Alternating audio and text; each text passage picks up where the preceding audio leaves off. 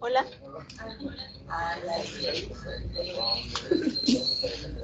¿Me quieres conocer? Sí. Pero creo que aquí no se escucha. ¿Y aquí sí me escuchan? Allá en el fondo. La raza del sol. Hay dos, ¿no? Sí. O sube el volumen.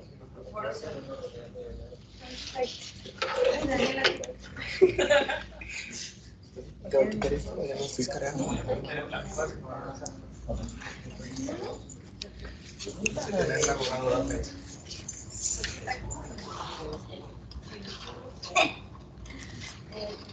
¿Listo?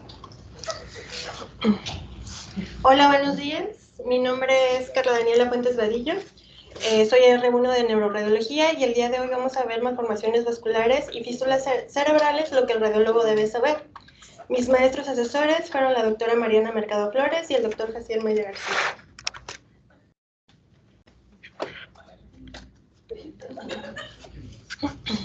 Dentro del contenido vamos a ver las malformaciones arteriovenosas, la angiopatía proliferativa cerebral, el síndrome metamérico arteriovenoso cerebrofacial, las fístulas arteriovenosas tanto pial como dural, la malformación aneurismática de la vena de Galeno, la anomalía venosa del desarrollo, cavernomas y telangiectasia capilar.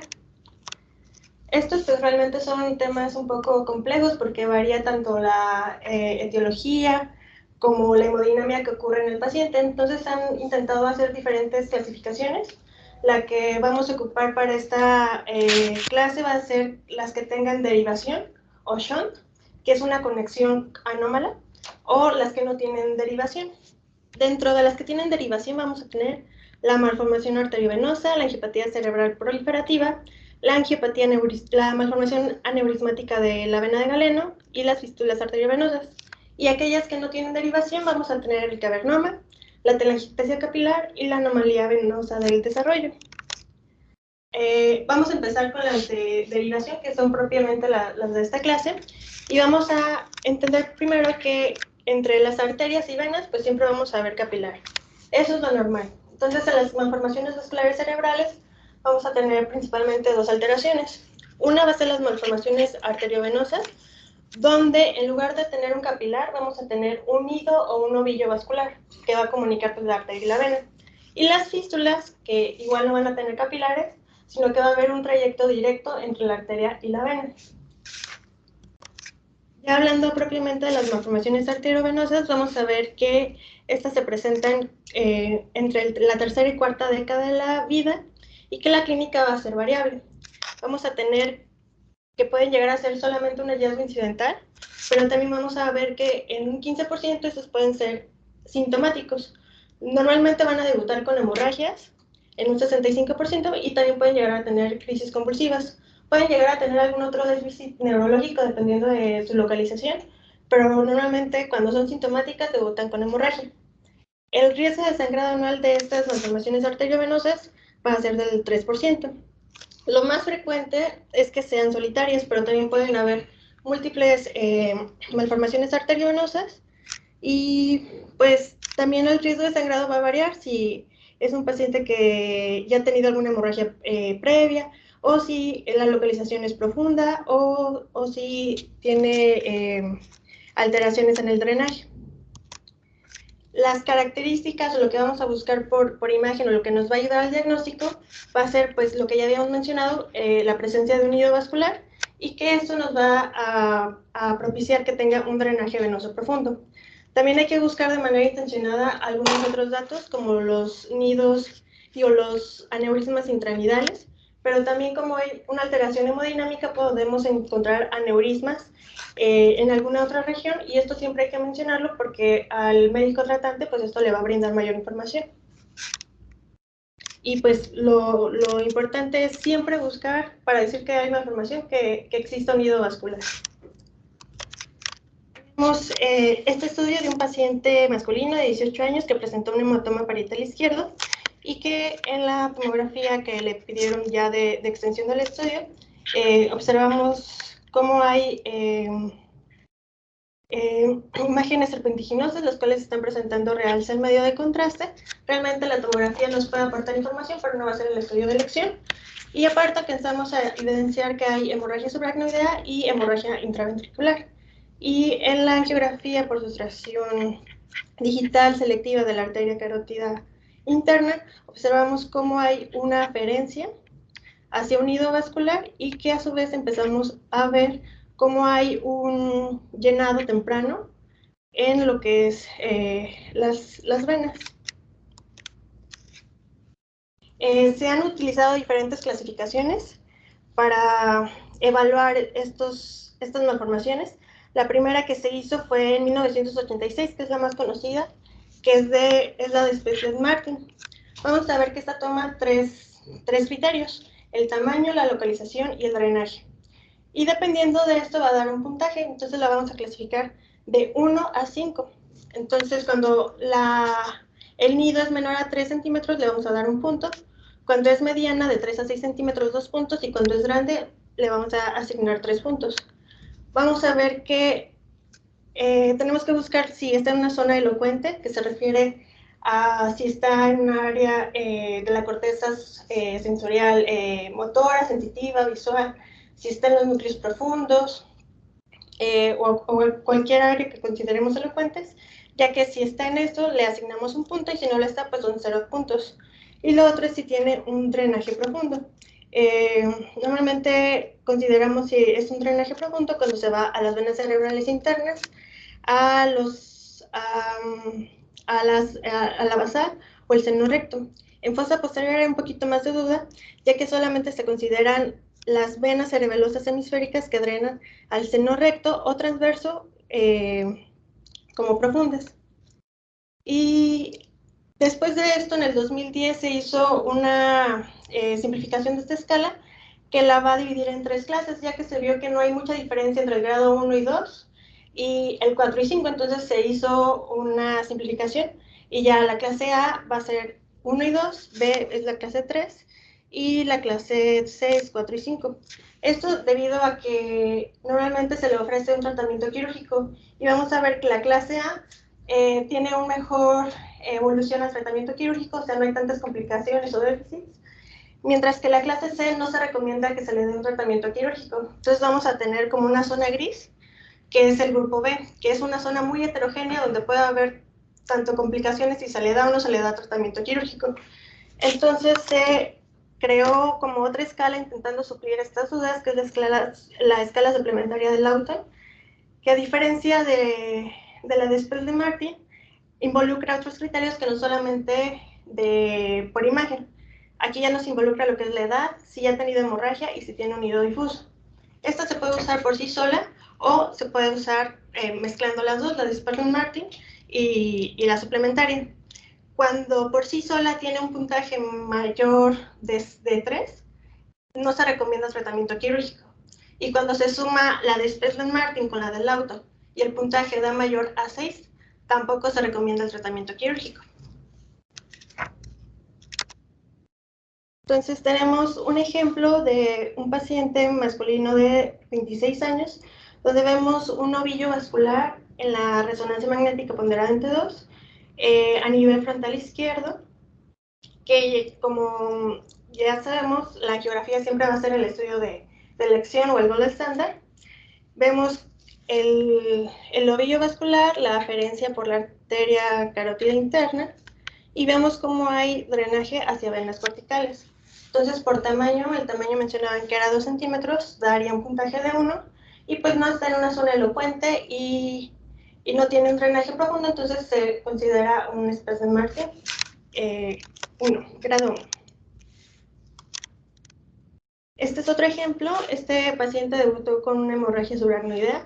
No contamos con el estudio inicial, pero contamos con la angiografía inicial, donde observamos cómo hay un ovillo vascular, la cual tiene una aferencia por la arteria carótida interna, y vemos cómo tiene un drenaje temprano hacia la vena de Galeno.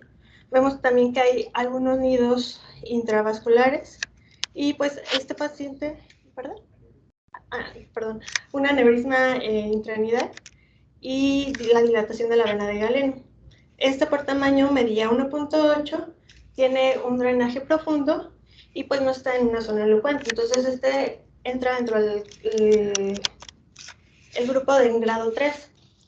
A este paciente se le sugirió la radioterapia y vemos que ya en los estudios de control solo vemos áreas de gliosis y en la angiografía pues no se observa ningún nido vascular residual. Y este es un caso de nuestro centro donde observamos en la resonancia magnética vamos a tener primero un T2 sagital y abajo vamos a tener el T2 igual sagital pero con una proyección de mínima intensidad. No sé si se han dado cuenta que cuando sospechan malformaciones vasculares siempre pedimos que se haga un T2 cubo, que es un T2 volumétrico y esto nos ayuda a identificar de mejor manera lo que es el nido vascular. Vamos a tener también la secuencia de susceptibilidad y la secuencia de T1 contrastada en axial y sagital. Entonces observamos a nivel talámico derecho una imagen de aspecto serpentiginoso, la cual está formando un ovillo vascular con medidas máximas de 3.8 centímetros en sus ejes, con aferencia de la arteria cerebral posterior y la cual tiene un drenaje hacia la vena basal de Rosenthal y la vena de Galeno. El resto del parénquima, pues realmente en el T2 no observamos cambios en su intensidad y es en relación a una malformación arteriovenosa talámica Sperling-Martin 4. Vemos cómo tiene aumento de la susceptibilidad y también el realce del medio de contraste. También cuando hagamos estos tipos de estudio con esta sospecha, es importante que la angiografía o el 3D TOP sea con medio de contraste. Si se puede hacer una secuencia dinámica es mucho mejor porque podemos alcanzar a identificar cuando hay un drenaje venoso temprano. Pero si no, nos sirve mucho que sea contrastada, sobre todo porque a veces a nivel del nido puede haber un flujo lento, el cual no podemos observar de manera adecuada en el 3D TOF. Entonces, tenemos en la primera imagen una reconstrucción de una angiografía donde alcanzamos a identificar el nido vascular, las aferencias por la arteria carótida, por la arteria cerebral posterior y cómo tiene un drenaje hacia la vena de Rosenthal y de Galeno. Y que cuando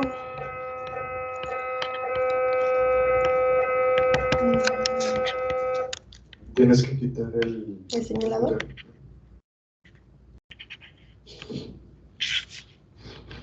A este paciente se le realizó una angiografía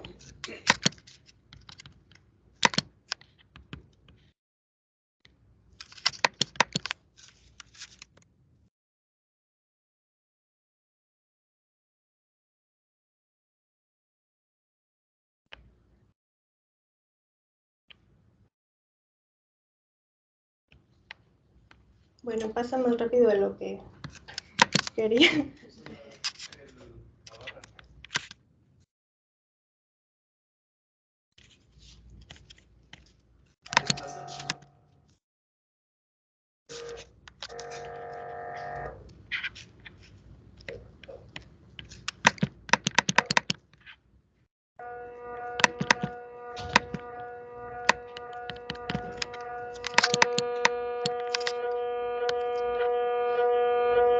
Bueno, pero lo importante es, en estos estudios de geografía, pues nos va a aportar mayor resolución tanto en tiempo como en espacio. Entonces, buscar siempre de dónde viene la aferencia, buscar el nido vascular y identificar el drenaje temprano, ver si es hacia sistema superficial o sistema profundo.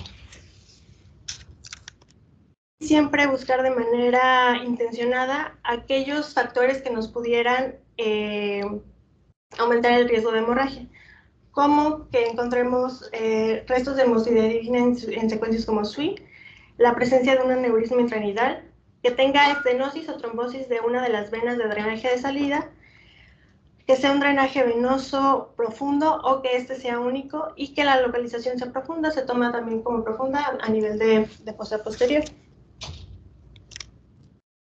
Y podemos llegar a tener varias malformaciones arteriovenosas. Hay un síndrome que es el síndrome metamélico arteriovenoso cerebrofacial, o por sus siglas en inglés se conoce como CAMS. También tiene otros nombres como el síndrome de Wilbur-Mason o de Bonnet-Tejan-Blanc, la cual se va a caracterizar por tener MAPS en parénquima cerebral, pero también en la región facial. Estos se van a dividir en tres tipos: tipo 1, tipo 2 y tipo 3. Estos se van a deber por la alteración a nivel de embriológico. En el CAMS tipo 1 vamos a ver que hay una alteración en el prosencefalomedial. Entonces podemos encontrar MAPS en el cuerpo calloso, en el hipotálamo, en la hipófisis y en la nariz. En el CAMS tipo 2 vamos a ver que es una alteración en embriológica a nivel del prosencéfalo lateral, y vamos a ver alteración en el lóbulo occipital, en el tracto óptico, en el tálamo y la retina. Y en el CAMS tipo 3 vamos a ver que es una alteración a nivel embriológica en el romboencéfalo, y vamos a ver MAPS en el cerebelo, en el puente y la mandíbula. Entonces señalé con, está subrayado pues la alteración a nivel ya facial.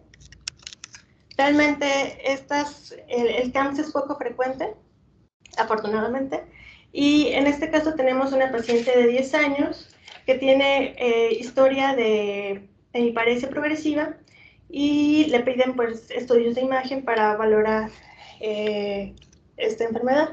Entonces, a nivel de tálamo y periventricular del lado izquierdo, observamos cómo hay un nido vascular, el cual no es compacto. Ya no se usa tanto la definición si es compacto o no, o si es difuso, sino que vemos la formación del ovillo vascular, y que también a nivel de las órbitas del lado izquierdo observamos cómo hay un realce también serpentiginoso, y que la geografía pues nos permite delimitar mejor este ovillo vascular, tanto a nivel de parénquima cerebral como a nivel de la órbita izquierda.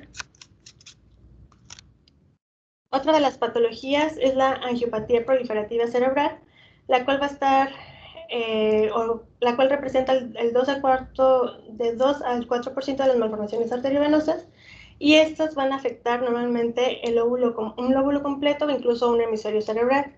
Vamos a ver que es más frecuente en pacientes femeninas con una relación de 2 a 1, y esta también se va a presentar en pacientes más jóvenes. A diferencia de las malformaciones arteriovenosas, que realmente la etiología pues no es conocida, aquí vamos a ver que hay una... esto suele ser progresivo y se va a caracterizar por déficits neurológicos. Las MAPS se van a caracterizar sobre todo por las hemorragias. Y aquí vamos a ver que hay eventos isquémicos, los cuales van a estar propiciando que haya más angiogénesis y se forman más trayectos vasculares anómalos, no tanto que presenten algún tipo de hemorragia. Y en estas imágenes tenemos una paciente femenina de 26 años que ha tenido una historia de 6 años de evolución con debilidad con hemiparesia izquierda. Entonces tenemos en la primera imagen una imagen por resonancia magnética de densidad de protones, y tenemos el T1 contrastado, donde observamos diferentes trayectos serpentiginosos. También vemos cómo hay una prominencia a nivel del sistema venoso, y que tras la aplicación del medio de contraste pues tiene un realce ávido. Esto pues en relación a estos trayectos vasculares anómalos, y que en las imágenes por angiografía, por sustracción digital, observamos cómo hay un realce temprano, pero a diferencia de las malformaciones arteriovenosas, no alcanzamos a identificar un llenado venoso temprano. Entonces eso es como una pista, porque a veces no todos los nidos vasculares se van a ver igual, y no todas las malformaciones vasculares se van a comportar igual, pero aquí la pista es que hay un nido, pero no observamos un drenaje venoso temprano. Y este es un paciente de nuestro centro, un paciente masculino de 21 años que presentó alteración del estado de alerta, donde en la tomografía en un corte coronal y sagital observamos cómo hay un aumento de la densidad de los trayectos vasculares. Realmente pues no podemos obtener mayor información porque no es un estudio contrastado. Ay, perdón. Entonces observamos cómo... Sí está contrastado. ¿En el primero? Entonces observamos que hay una simetría y un aumento de la densidad de la topografía de los vasos corticales, Y ya en el estudio contrastado observamos pues, que sí presentan un realce. Se le solicitó una resonancia magnética donde observamos desde el T1 simple cómo hay aumento de la intensidad de señal, esto probablemente a restos de methemoglobina, y que tras la aplicación de medio de contraste pues presenta realce.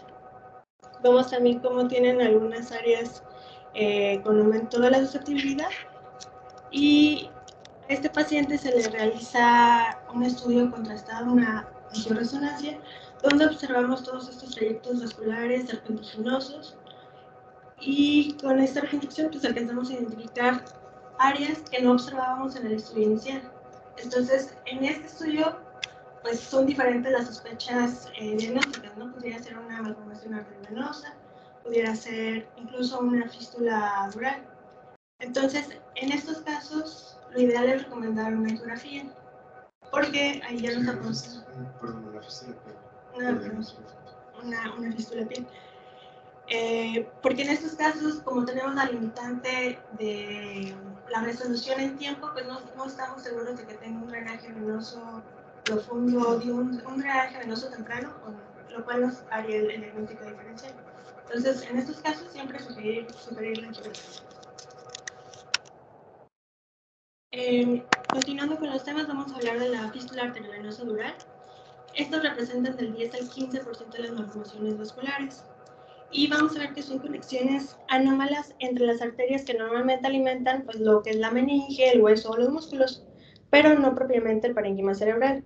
Estas fístulas arteriovenosas durales suelen ser adquiridas, a diferencia de las malformaciones arteriovenosas, y en ciertos casos pues, incluso son idiopáticas y se asocian sobre todo a pues, trombosis de los senos durales. Por esto mismo van a ser más frecuentes a nivel de lo que es la fosa posterior. Y la clínica, pues a ser variable, pueden presentar tinnitus pulsátil, parálisis de nervios craneales, convulsiones, cefalea y déficits neurológicos focales. Como en las patologías previas, vamos a ver que el gold estándar va a ser la angiografía, pero tanto la angioTAC como la angioresonancia pues nos pueden dar información muy valiosa. Tenemos este paciente al cual se le realizó una angiotomografía y lo estamos observando en una fase arterial. Entonces aquí lo que llama la atención es que a nivel del seno transverso del lado derecho estamos viendo un llenado temprano y que comparado con el contralateral no estamos observando. Y que en esta reconstrucción MIT pues alcanzamos a identificar cómo hay este llenado temprano del seno sagital, el cual no se observa de manera contralateral, y la cual tiene también unas ramas o salidas corticales. A este paciente se le realizó una angiografía por sustracción digital selectiva de la arteria carótida externa derecha, donde se confirmó la fístula. Entonces vamos a observar que hay vasos intraóseos y que tienen un llenado temprano hacia el seno transverso izquierdo. También aquí vamos a observar otras clasificaciones. Hay dos, las principales, la de Borden y la de Conrad, que normalmente se usan más por angiografía que por estudios de imagen, como la angiotomografía o la angioresonancia, pero pues nos puede ir orientando. La clasificación de Borden es un poco más resumida, se divide en tres. Vamos a tener el tipo 1, donde el drenaje venoso se va hacia el seno dural. El tipo 2, donde el seno venoso, el drenaje se da a seno dural, pero también hacia las ramas corticales, como aquí marca en la imagen. Y el tipo 3, que es un drenaje venoso directamente hacia las venas subaracnoideas.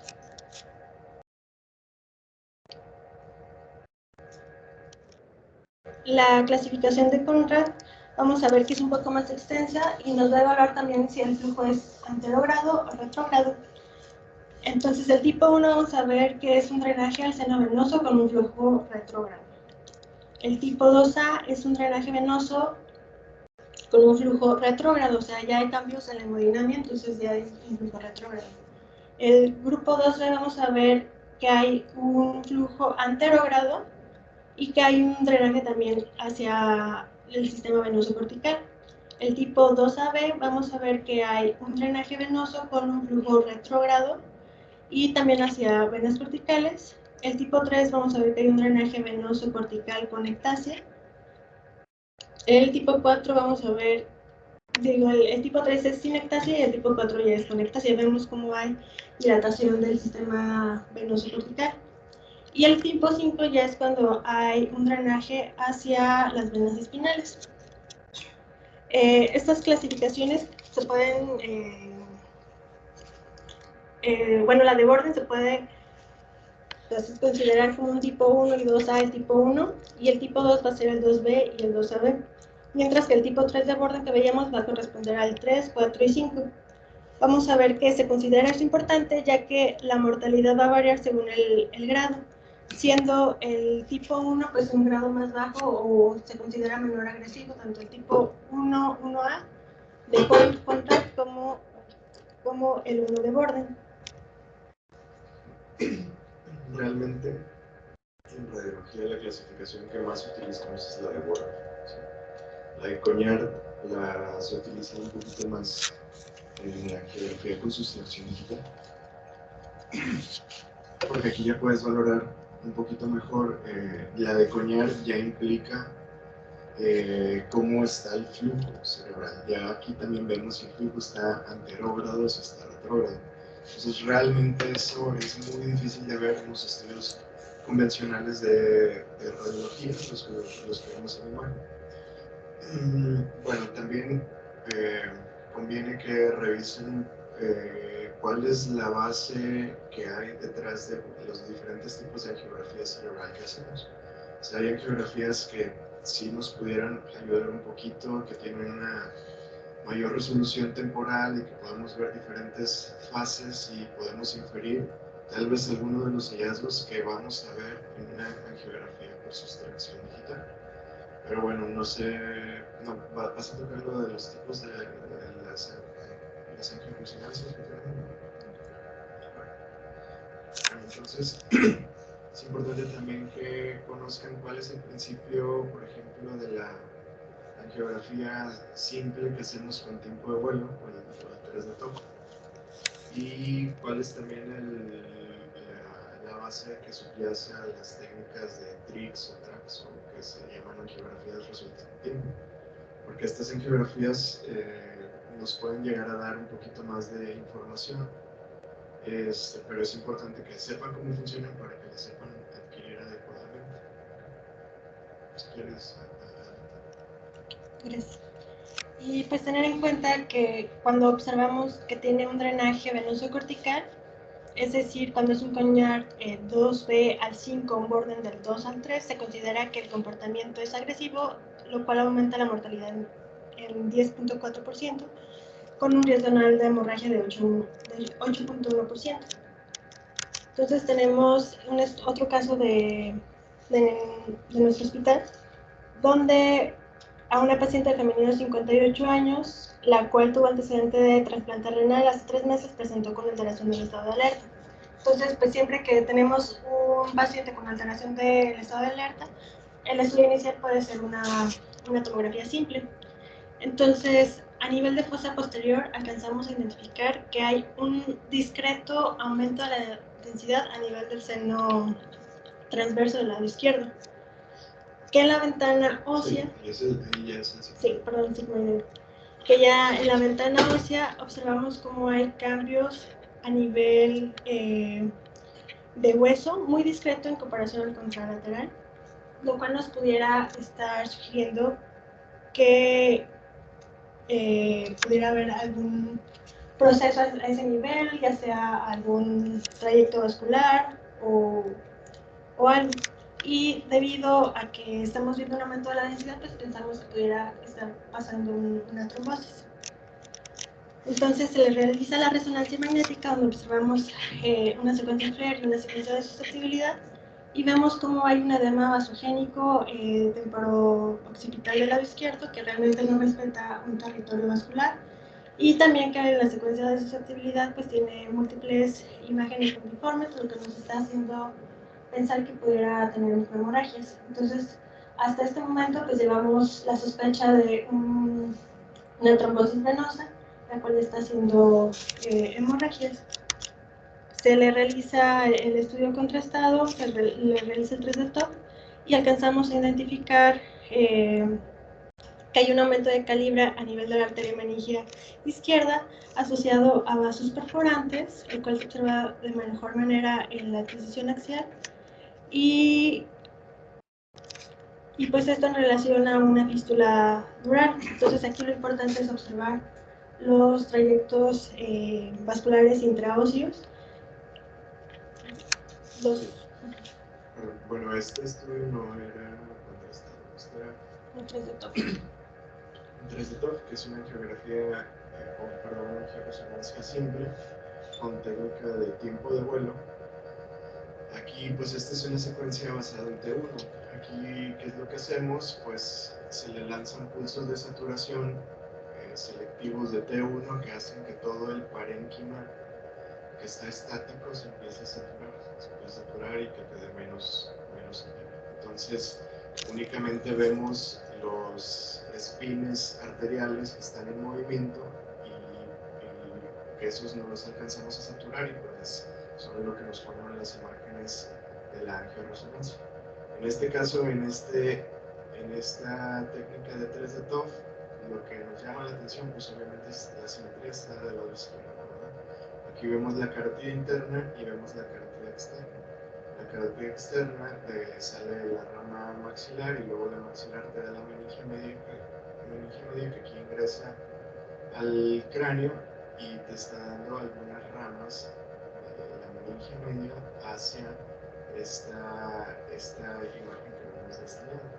Aparte vemos también a la arteria occipital, que también es rama de la carótida externa, que también se ve como tiene una contribución aquí hacia esta imagen que estábamos viendo. Entonces, esto ya nos es diagnóstico pues, de una fístula dural. En este caso se llama fístula dural. Es una fístula arteriovenosa de tipo dural porque existe una comunicación de vasos de arterias extracraneales hacia las venas, en este caso hacia el seno transverso o el seno sigmoidal del lado izquierdo. Y pues a este paciente también se le ofreció lo que es la angiografía por extracción digital, que si recordamos pues es el gold estándar.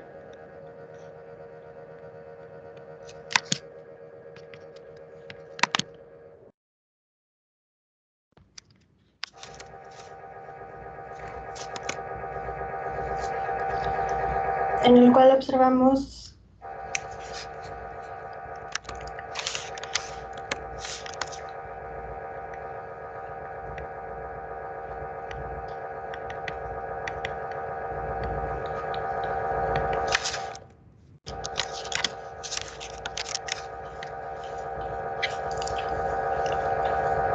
que es una adquisición oblicua de la arteria carótida externa izquierda.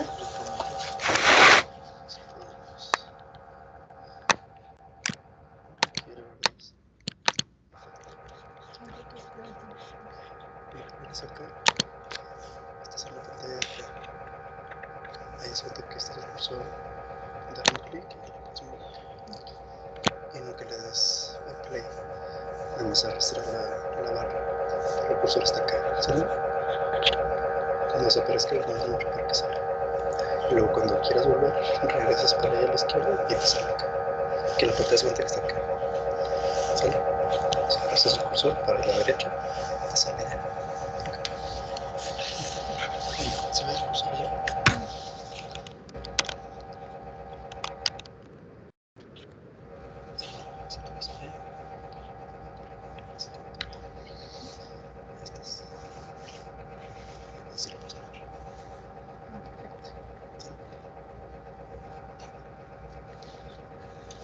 Entonces tenemos una angiografía por sustracción digital en una adquisición oblicua selectiva de la arteria carótida externa izquierda.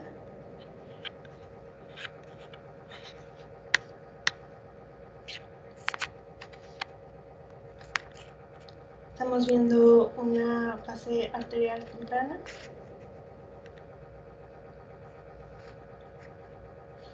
Y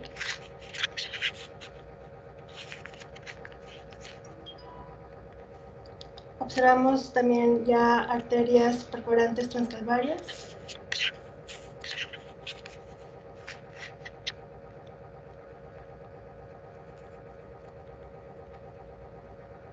Y también pues observamos cómo hay un llegado temprano a las venas corticales. Sí. Bueno, antes de las venas corticales, regresate una ahí.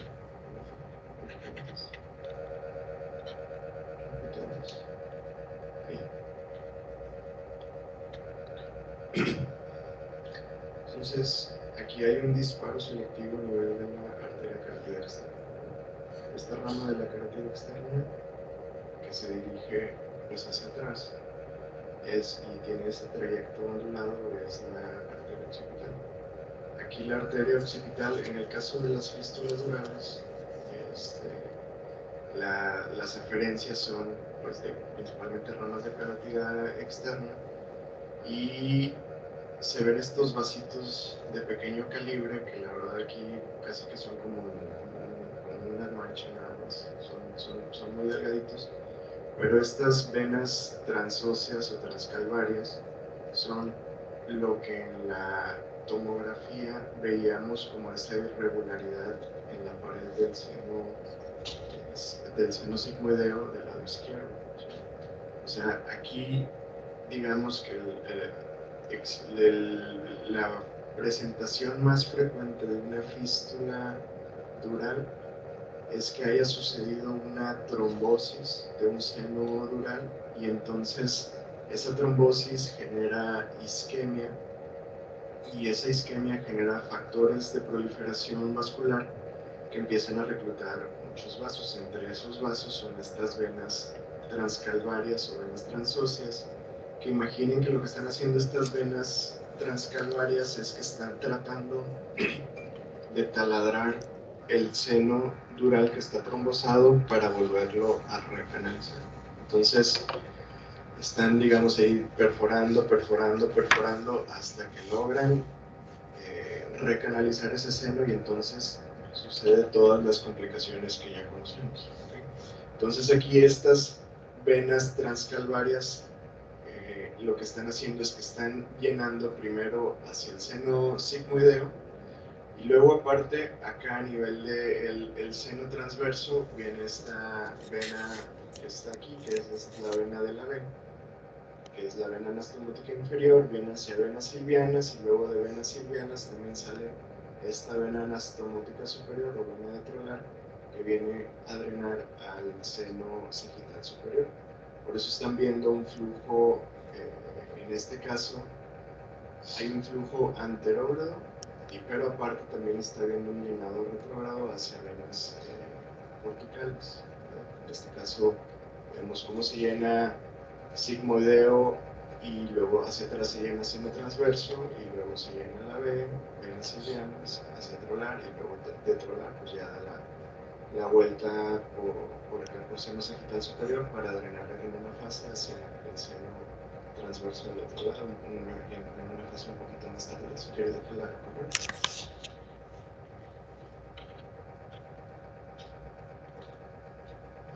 Ahí vemos el llenado hacia el seno transverso, si tiene del otro lado y la vena yugular interna del lado derecho.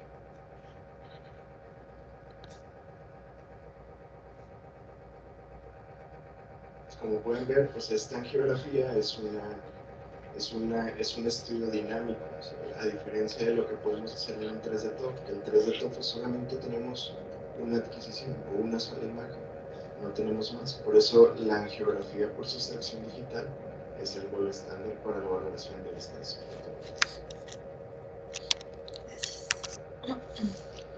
Continuando, vamos a hablar ahora de las fístulas arteriovenosas piales.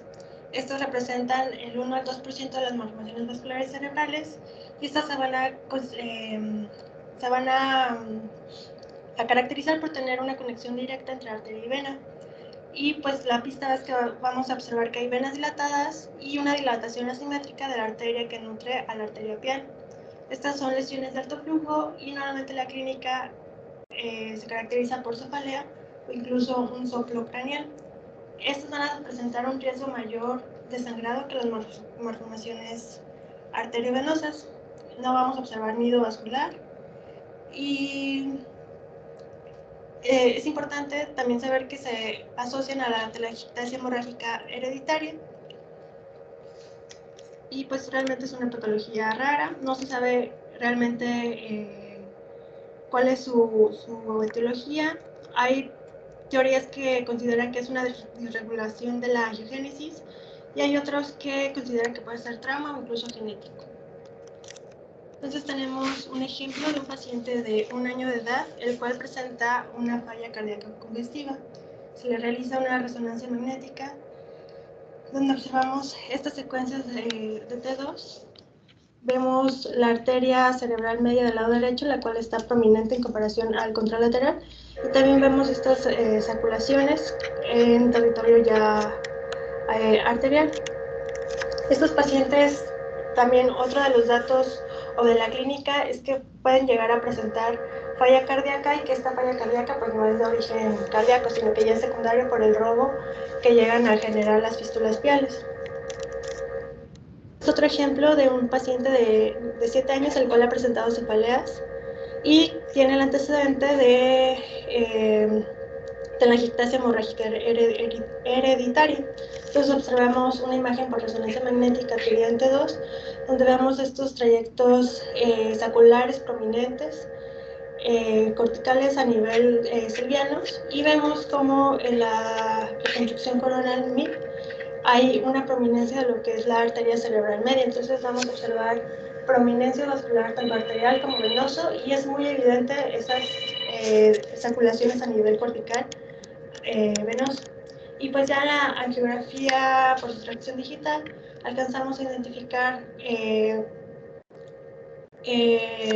a nivel de la arteria carótida interna la fístula con ramas ya de la arteria cerebral media, y pues son más evidentes las saculaciones. Incluso observamos algunas otras las cuales no eran tan evidentes en la resonancia magnética. No. Ay.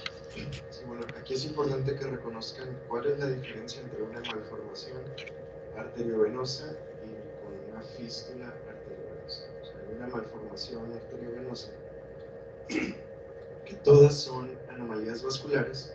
En el caso de la malformación existe un nido vascular. O sea, tiene que haber un ovillo vascular, un conjunto de vasos malformados formando un nido. En el caso de las fístulas arteriovenosas no existe un nido vascular, pero sí existe una derivación o un shunt entre arterias y venas sin pasar por un lecho capilar. La diferencia es dónde sucede esa comunicación, dónde sucede ese shunt.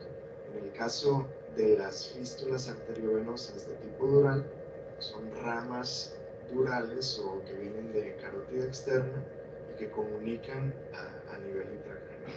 En el caso de las fístulas arteriovenosas de tipo pial, como es esta, aquí existe una comunicación, pero de las arterias piales. ¿A qué llamamos arterias piales?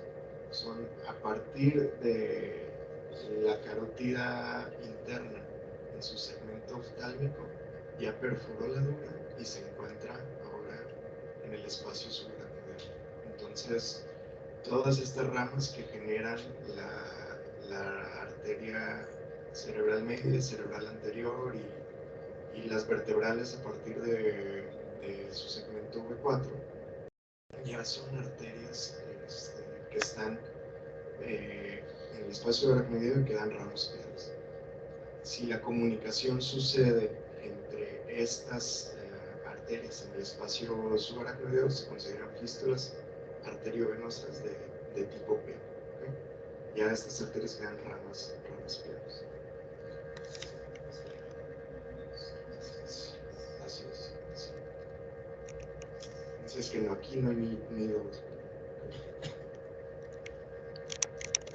Y continuando con las malformaciones vasculares con derivación, vamos a tener las malformaciones aneurismáticas de la vena de Galeno, que es una fístula arteriovenosa entre las arterias coroideas profundas y la vena proencefálica mediana embrionaria de Markowski.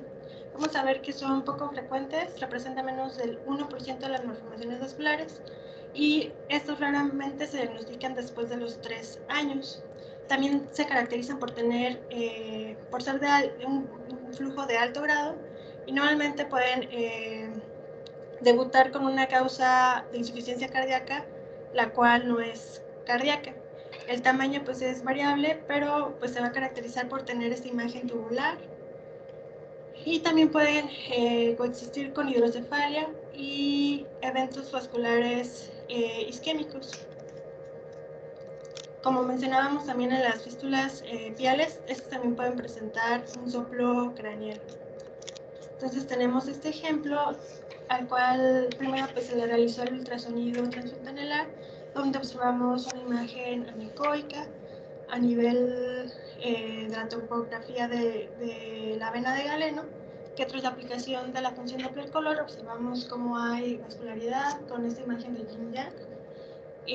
A este paciente se le realiza posteriormente resonancia magnética y la angiografía, donde pues, se evidencia la malformación de vena de Galeno con esta imagen tubular, aumentada de tamaño, en topografía de lo que es la vena de Galeno, y alcanzamos a identificar pues, que hay arterias de mejor manera en la geografía, las arterias coroideas. Ya cambiando hacia malformaciones vasculares sin derivación. Esta también vena, o esta zona, es muy frecuente verlos en San Francino, que drena hacia el seno sagital superior. En lugar de venir Galeno aquí hacia el seno recto, viene esta vena de Galeno, drena hacia el seno francino, por la falda cerebral hacia el seno sagital superior.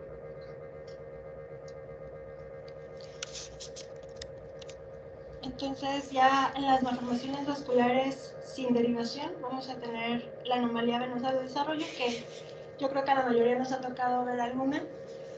Normalmente son asintomáticas y el 70% se van a encontrar en sustancia blanca profunda. Va a estar de manera frecuente adyacente a las astas frontales, y el segundo sitio más frecuente va a ser a nivel del cuarto ventrículo. Estas lesiones son lesiones que normalmente son asintomáticas y pues se encuentran de manera incidental. Pero cuando llegan a haber sangrados siempre hay que buscar que no haya un cavernoma, ya que existe esta relación de malformaciones vasculares de los angiomas venosos y los cavernomas, y normalmente lo que sangra es el cavernoma, no el angioma. Y vamos a ver esta imagen, que son varios trayectos vasculares que van a confluir a uno de mayor tamaño y dan esta imagen como de sombrilla o de cabeza de medusa.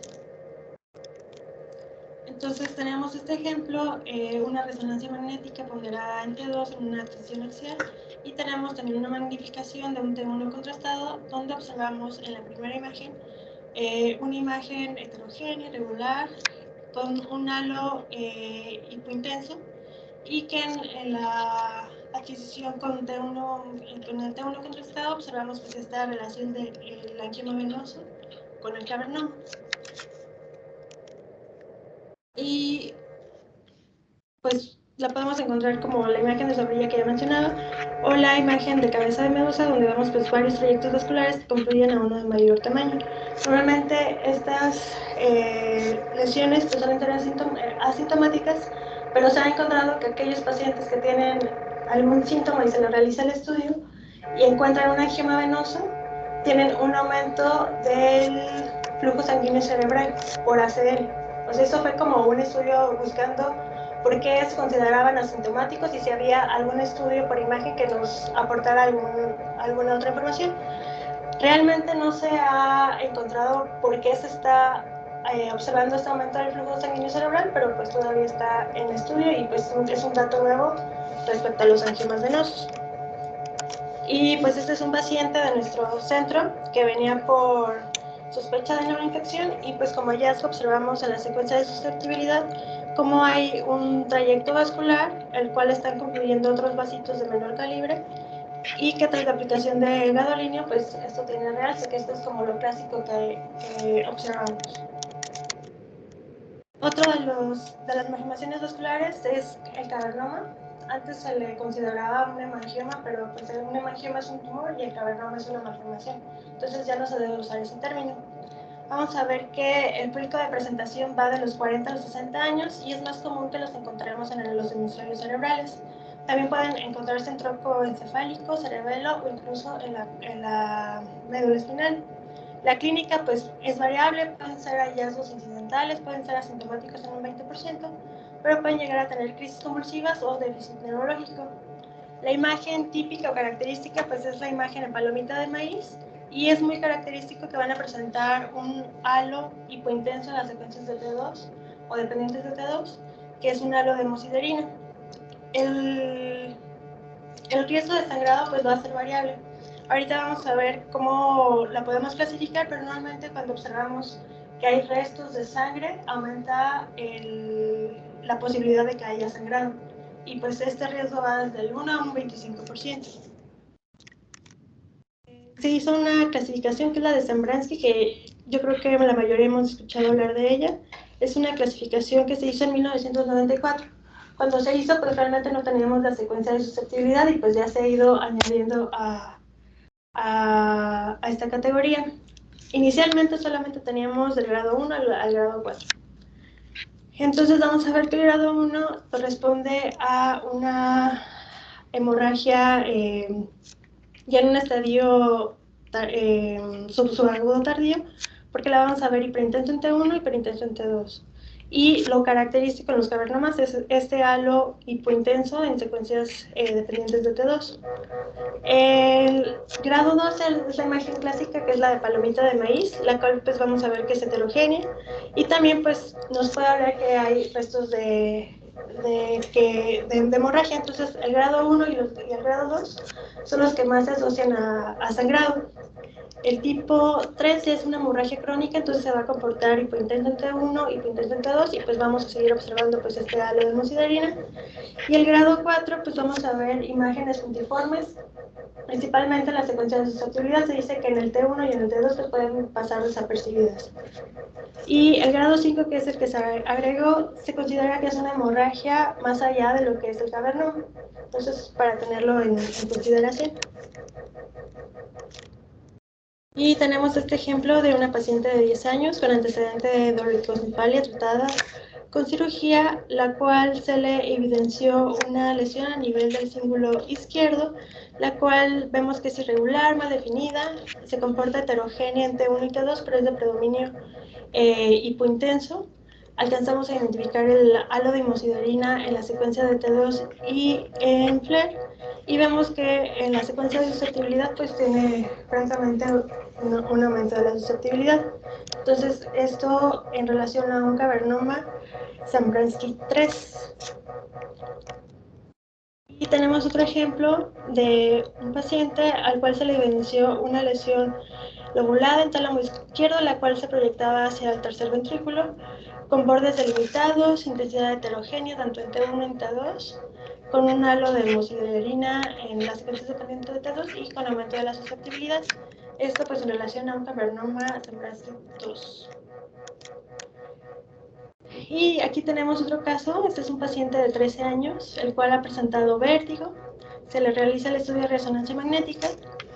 El estudio inicial pues fue la tomografía, donde pues evidenciamos que hay una área de hemorragia en el pedúnculo cerebeloso medio izquierdo.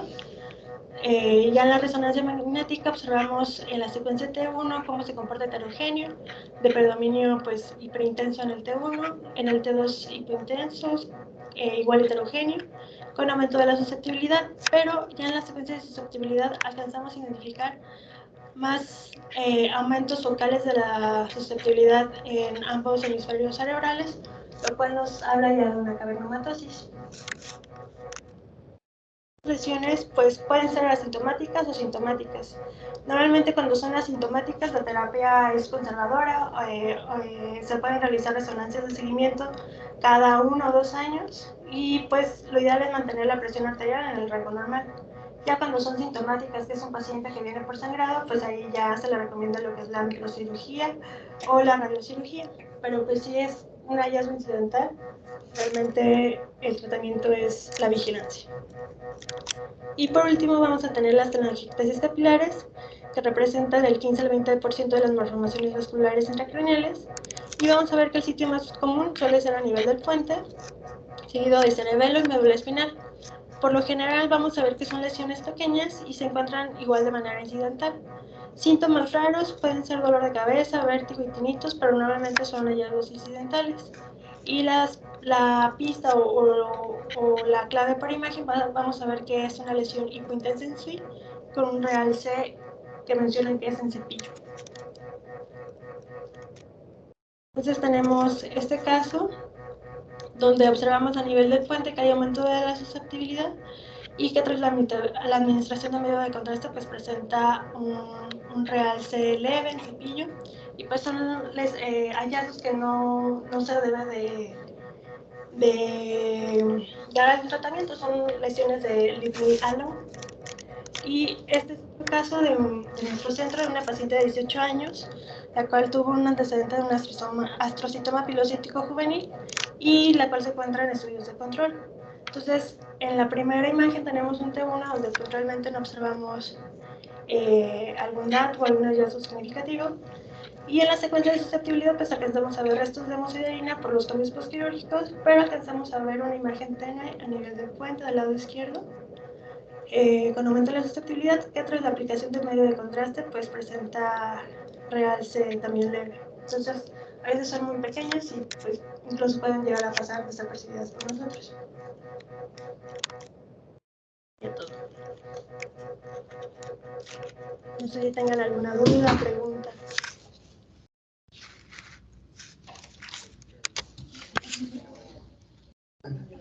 Bueno, sí, la verdad es que estas lesiones, la telangiectasia capilar, habitualmente muchas veces la vemos y no la reportamos porque son lesiones que son las don't touch lesions, no las toques, no les hagas nada. Y también son muy frecuentes también los cavernomas después de dar un tratamiento de una radioterapia.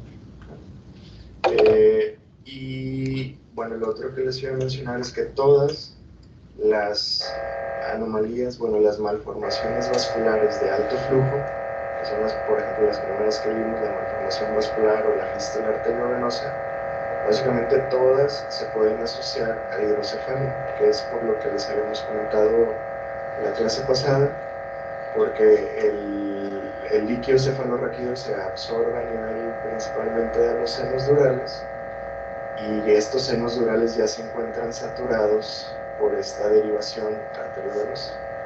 Entonces el líquido cefalorraquídeo pasa a un segundo plano. Entonces todas estas se pueden asociar a una hidrocefalia. En el caso de la malformación de la vena de Galeno, también se puede asociar a hidrocefalia, pero por una compresión, porque el aneurisma de la vena de Galeno, aparte de poder comprimir el acueducto del sinus. Entonces, ese es diferente. Por ejemplo, este sería una hidrocefalia que sería obstructiva. Pues muy bien, muchas gracias por la clase. No sé si hay alguna pregunta o algún otro comentario.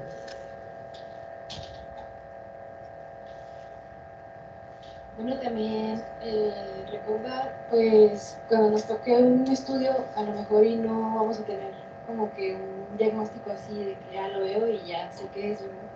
Pero pues voy a intentar sacar las secuencias que van a ayudar al diagnóstico, como ayudar un dedos cubo, una secuencia dinámica, y si no se puede dinámica porque pues a lo mejor el técnico no sabe o estoy solo en mucho no quién, pues un T2 contrastado, un 3D contrastado. Entonces, eso para intentar dar la mayor información posible. A lo mejor no vamos a llegar al diagnóstico solo con ese estudio, pero intentar dar el mayor diagnóstico, el mayor número de hallazgos posibles. Y también, cuando vemos un estudio, tratar de verlo con correlación con la edad del paciente y con su clínica. Porque, por ejemplo, la misma imagen que se ve en una cavernomatosis, en un pediátrico, en una persona joven, puede ser la misma imagen en una ejempatía amiloide, pero el contexto clínico es diferente, si es un paciente adulto o si es un niño. Entonces, no podemos separar la clínica de los hallazgos por imagen.